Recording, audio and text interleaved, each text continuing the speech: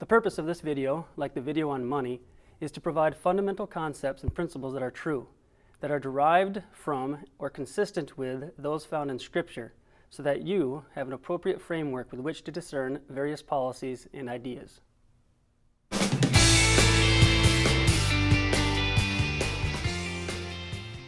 But let's look at inflation from more of a practical or pragmatic perspective.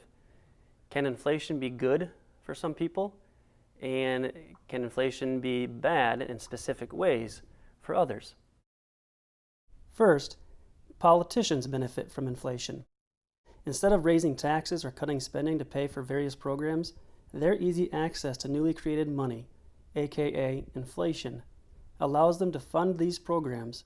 And because the negative effects of inflation occur mainly in the future, people do not connect a depressing economy with the government's manipulation of the money supply and its impact on interest rates.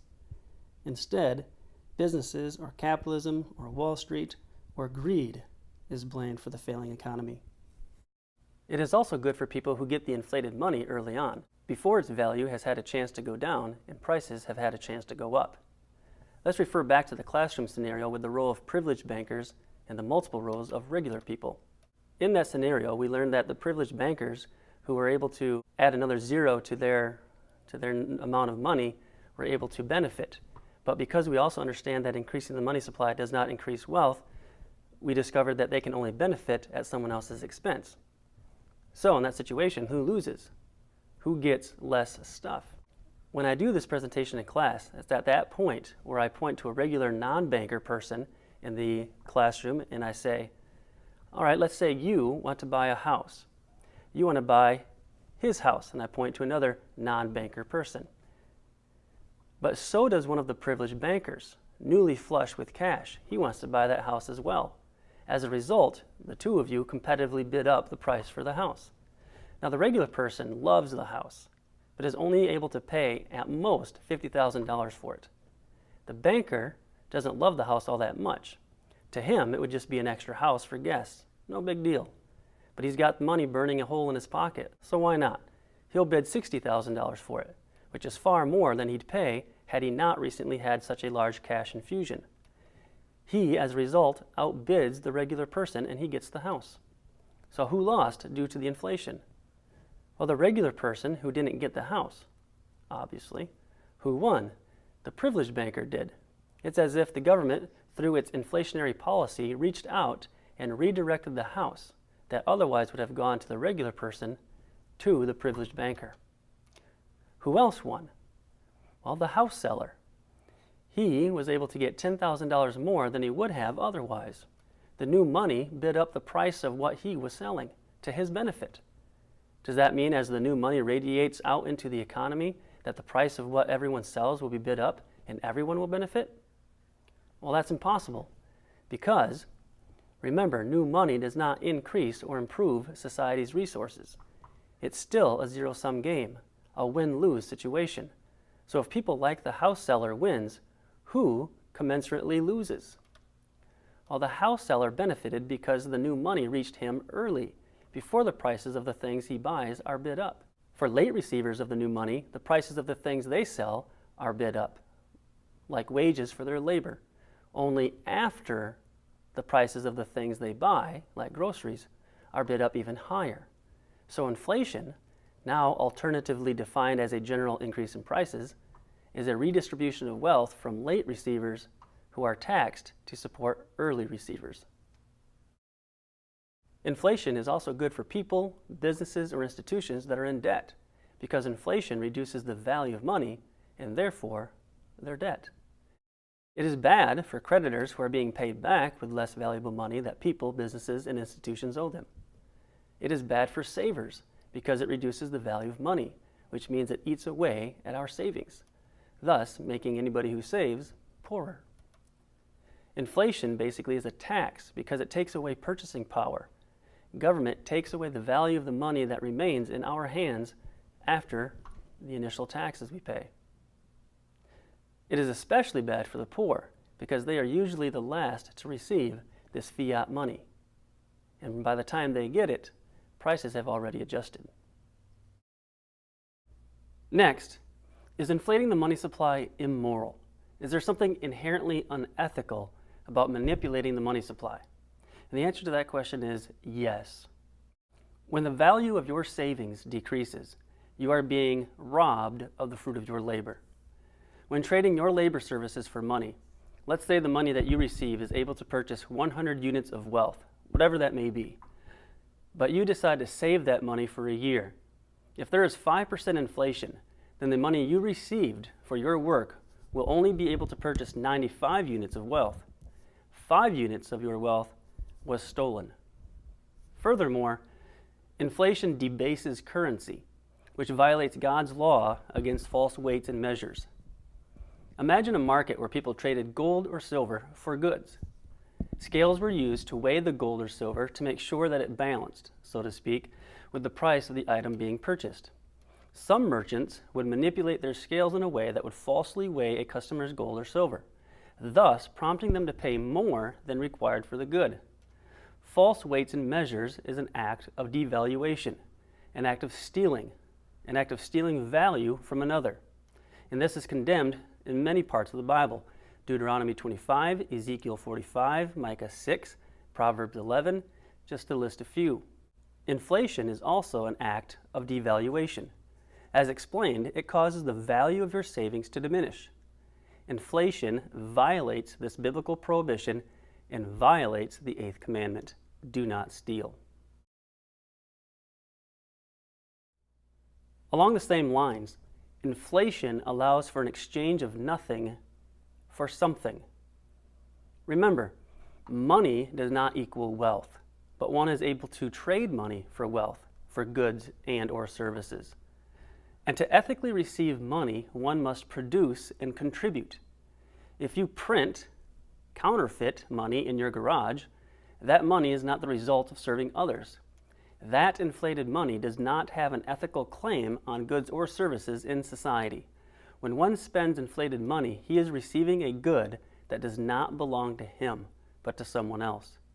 Increasing the money supply, inflation, does not create wealth, but it does redirect the allocation of wealth from those who earned it to those who didn't. Recall that the classroom scenario we discussed earlier illustrates this point. Furthermore, the arbitrary increase of the money supply, inflating the money supply through monetary policy, through the use of fiat money, is immoral because a depression always follows that kind of inflation. And a depression, of course, makes people poorer. If inflation causes all these negative things that we discussed, then why do governments inflate the money supply? One reason is the government is in trillions of dollars of debt. At this time of filming this little video, they are in debt over $20 trillion. And if there's inflation, it reduces that debt, as we discussed earlier. Inflation is good for those who are in debt. And so inflating the money supply kind of monetizes, as they say, the United States government's debt. Another reason that governments inflate the money supply may be that the politicians that advocate for this monetary policy or support this monetary policy that the Federal Reserve Institute don't really understand money in the role of inflation. They don't understand that it causes some of these negative impacts that we discussed in this video. But the more cynical part of me would say that politicians, governments inflate the money supply because they make a lot of promises to get elected and to get reelected. And so to give people what they want, they could raise taxes, but raising taxes makes a lot of enemies. It makes it much less likely that they get elected or reelected. Politicians, of course, could cut other programs to fund the programs that they promise, but again, that too makes a lot of enemies. That too makes many people angry and less likely to win re-election. Therefore, politicians take the easy way out, and that is they support the inflating of the money supply. Thus, politicians choose to increase the money supply by printing money. It's a hidden tax. It's a tax that people don't see. It's a tax that a lot of people don't understand. It's a tax that often occurs further into the future. And when the negative effects of inflation occur, they can place the blame on others. They can blame greedy businesses, Wall Street. They can blame free market capitalism, what have you. And so that's why they support a loose monetary policy. And in countries like ours, Western nations, United States, Canada, central banks for us, the Federal Reserve, are used to do this. Before we wrap this video up on inflation, here are some questions that I think are important to consider concerning inflation and its role in our economy and society. First, how is an old person living on a fixed income affected by inflation? A person on a fixed income does not have any kind of annual cost of living increase. That's why it's called fixed. They get the same income year after year. So if someone gets the same income year after year in an economic system that has monetary inflation, the value of their income literally drops each year. Prices go up while their income remains the same. It clearly hurts the elderly who are on fixed incomes. Next, consider the following scenario. Let's say you have a $12,000 income, but $14,000 in expenditures, in bills. Since you don't have enough to cover your budget, you go to your garage and you print $2,000 to help you meet your budget. In addition to feeling secure about your bills, you feel good about spending more because you believe spending more is good for the economy. However, because you inflated the money supply, prices have gone up. Next year, you get paid $15,000 as a result, but your expenditures, your bills, have increased to $20,000. Well, as a result, you print an additional $5,000 in your garage. This does not last long, however, as federal agents break down your door and arrest you. But you're not worried. Your defense in court is that the government does it, the Federal Reserve does it. If it's so bad, if I do it, why is it okay for the government to inflate the money supply? A fair question, I think. Another scenario we'll look at will emphasize again how inflation is a form of theft. Let's say you have $10,000 in your savings account, and the bank is paying you 3% interest. But inflation is at 7%, so you're losing 4% of the value of your money. Now, what are you going to do if you know that saving your money in a bank actually loses value over time rather than maintains or grows it? You're going to put it somewhere else so that the value of your money does not drop, but is maintained or even grows. Basically, inflation, a monetary policy based on fiat money that purposely manipulates the money supply, forces you to place your money in riskier and riskier investments. With a just monetary system, one could actually place their money in an empty coffee can, bury it in their backyard, and have a great-grandchild dig it up 100 years later and use it to purchase just as much as it could a century ago. But in reality, what would actually happen is that with a just monetary system, productivity over that time would increase, which means the great-grandchild would actually be able to purchase more than his great-grandparent. The buying power would actually increase as productivity increases. So this inflation, this monetary policy that purposely inflates the money supply, purposely wants prices to rise to a certain extent, hurts the poor. Hurts everybody, but especially the poor. For all of the reasons mentioned in this video and more, money must be scarce. America's fiat currency, the fiat currencies around the world, are not scarce. Paper is not scarce.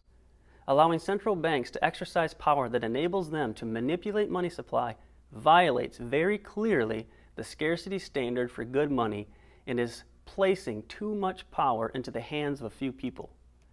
Freeing the economy by decentralizing the power over the most important good, money, is another characteristic necessary for money to be effective. If not, we get all the injustices described earlier.